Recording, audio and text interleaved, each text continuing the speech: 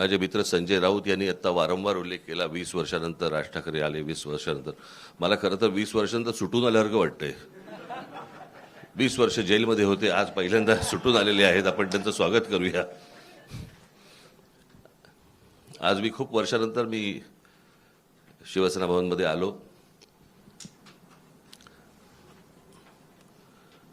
मला नवीन शिवसेना भवन मी पहिल्यांदाच बघतोय आणि माझ्या मनामध्ये कायमच्या कोरल्या गेलेल्या ज्या काही आठवणी आहेत त्या सगळ्या जुन्या शिवसेना भवनमधल्या आहेत. त्याच्यामुळे आता कुठे काय होतं हेच आता मला आता समजत नाहीये किंवा कळत नाहीये.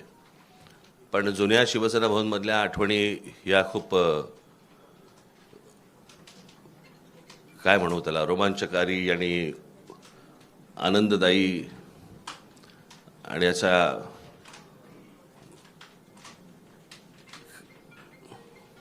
त्या आठवणींना म्हणजे मी तुमच्यावर जर बसलो तर इतक्या गोष्टी मला तुम्हाला सांगता येतील पूर्वीपासूनच्या.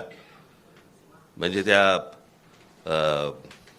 77 साली मला असं वाटतं शिवसेना भवन झालं आणि 77 सालीच त्यावेळेला ती जनता पक्षाचं सरकार आलं होतं आणि मग इथून तिकडे ती सभा ह्यांची आटपल्यानंतर इथे शिवसेना भवनवरती दगडफेक झाली होती.